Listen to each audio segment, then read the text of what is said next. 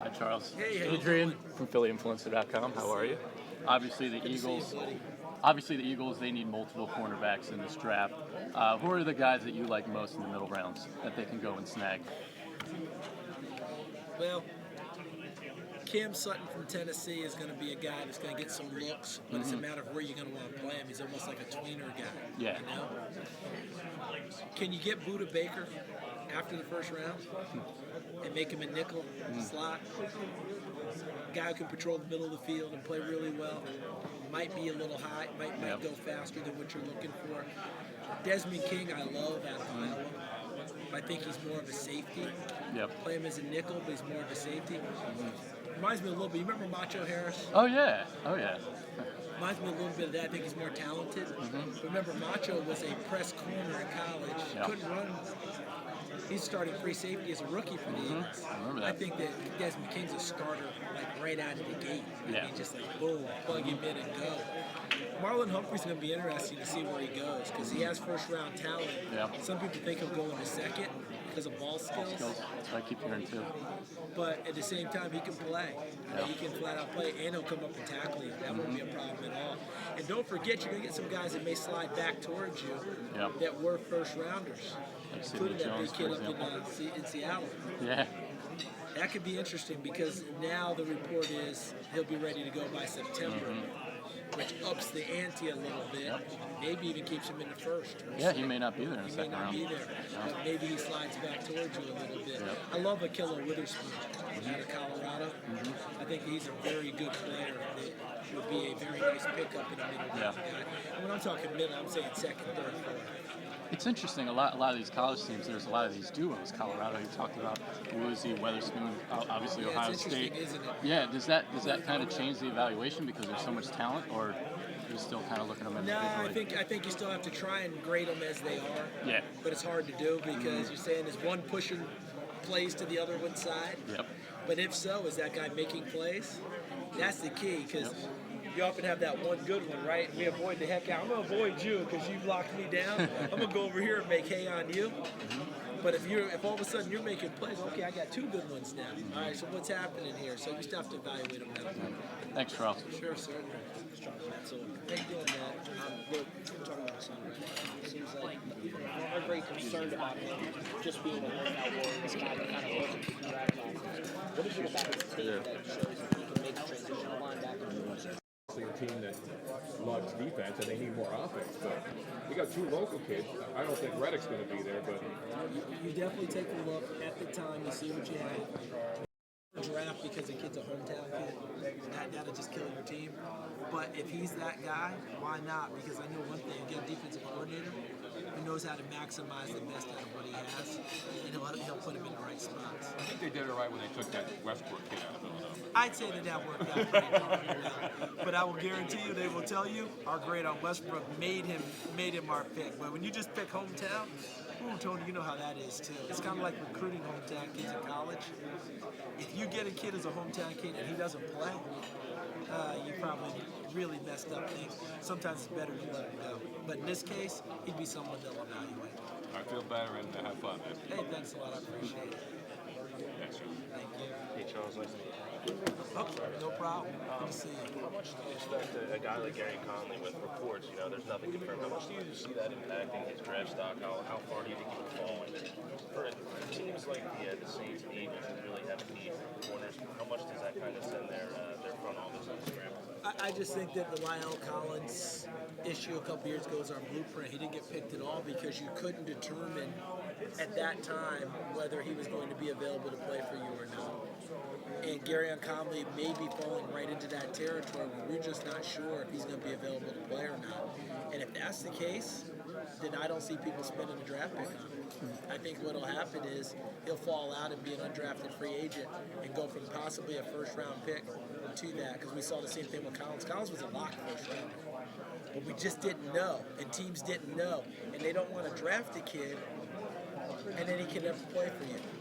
How much of a problem does that create almost from a standpoint of you're running out of good corners? You know, you mentioned Moreau falling out, Sidney Jones. Yeah, they're gonna fall back. You don't want to reach. How much of a problem could that create? Maybe reaching for a Kevin King at 14. You know, where he was projected as a borderline first-round pick. Yeah, that's the one where, as a group, you better stick with your evaluations and don't just say, well, corner here, I gotta have corner. I'm gonna go get him right now. You might be better off coming back getting that corner later, because we all know the draft, undrafted free agents, late round draft picks. I know we joke about the Pro Bowl now because a lot of guys don't play, but look at the initial Pro Bowl rosters, and you will see undrafted, 7th round, 5th round, all those things. Wasn't top rated, wasn't this, wasn't that. So there is talent to be had everywhere. To me, that's a big reason why you don't reach. Yeah, how much, in your opinion, do you think is there a difference between maybe a corner with a third-round grade this year compared to a corner with a first-round grade or a third-round grade last year? Not as much difference. This is a really, really deep group. The way I've termed it has been Darwinian. College football offenses have been way ahead of defenses for a long time. At some point, you had to find a way to catch up, and almost by natural evolution, I'm not going to say they caught up, but they got better.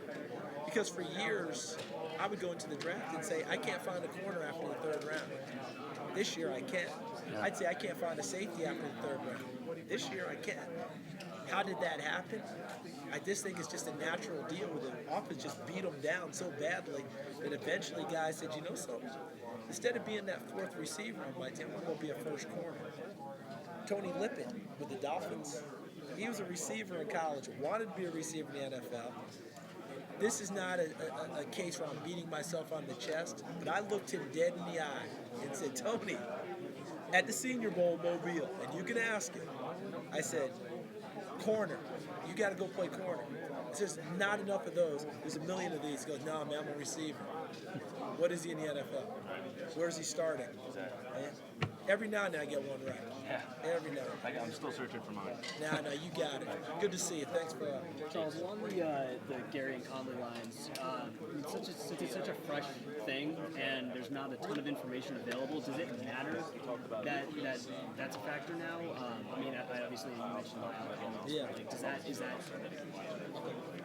is that going to be like the fact that there's no information or not a ton of information? Is that still going to possibly wipe them off the board? Totally. It's the lack of information is the problem. Yeah. Because they don't have a clear understanding about what happened. I don't think teams are going to be able to get people to Gary and Conley in time to sit down and say, son, what happened that night? What's going on? What do we believe? Yeah. It could very well be a criminal case. We've seen those drag out over time. Yeah. So that's why, because of that, and with the Lyle Collins blueprint, I think it's very, very dicey about teams saying, I'm going to draft a guy without that information. It's the lack of that's hurting him. Hey, how you doing, boss? I wanted to ask you about the Patriots. Do you think that there are reports that are saying Jimmy Garoppolo is staying put? Do you think that it would be beneficial for them to trade him? I wouldn't trade him. I'd hold on to him. Yeah. Look, as great as Tom is, he's 40. He's about to be 40. They hope that he'll break every chain and every record, and that he'll do it when he's 50. Record isn't on his side, though. Okay, let's go ahead and do that. But I got to hedge my bets.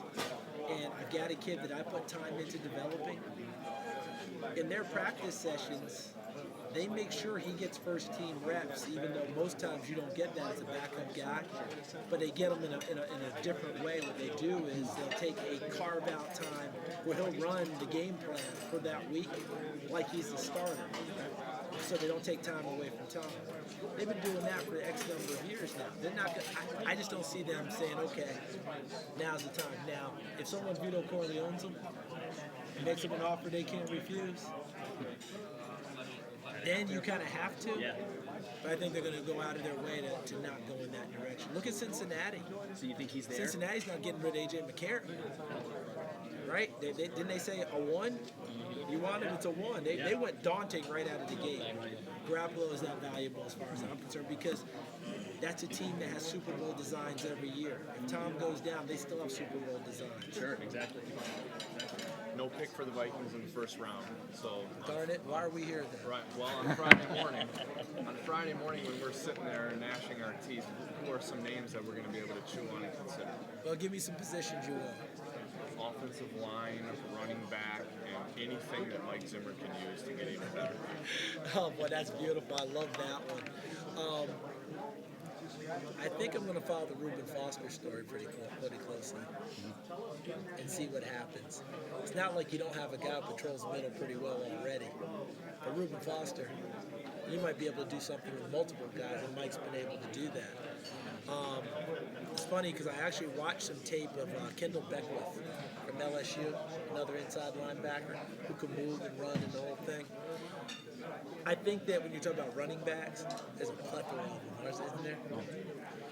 The Kamara kid from Tennessee can run routes. He's probably the second best route running back in the draft after McCaffrey.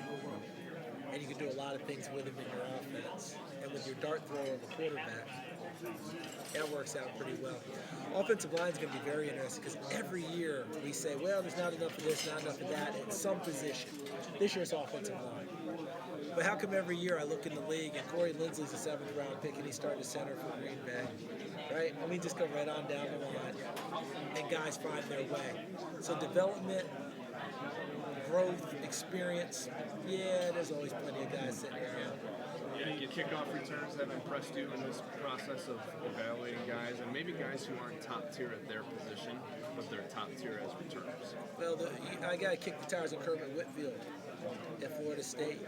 I got to see what I'm going to get with him because I think that's where his ideal position is as a kick returner more than as a wide receiver. He'd be the top of the list for me. When I say top of the list, he's one that comes off off the top of my head very fast about doing that. The other guys that I see that are great kick returners are also top line guys. McCaffrey being my number one guy.